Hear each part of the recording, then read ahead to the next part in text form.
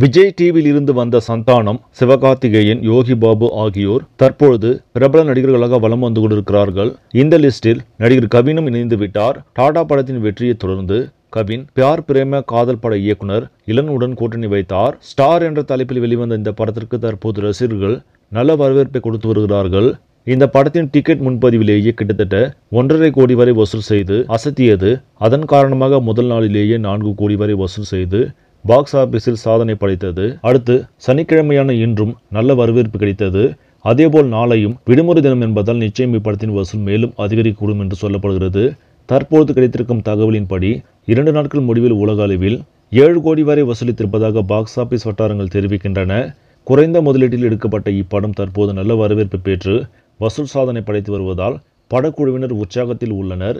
சரி, நம்மளே இந்த செய்தி உங்களுக்கு பிடிச்சிருந்தா லைக் பண்ணுங்கள், ஷேர் பண்ணுங்கள். மறக்காமல் நியூஸ் தமிழ் சேனலை சப்ஸ்கிரைப் பண்ணுங்கள். அடுத்த வீடியோ சந்திக்கலாம். நன்றி.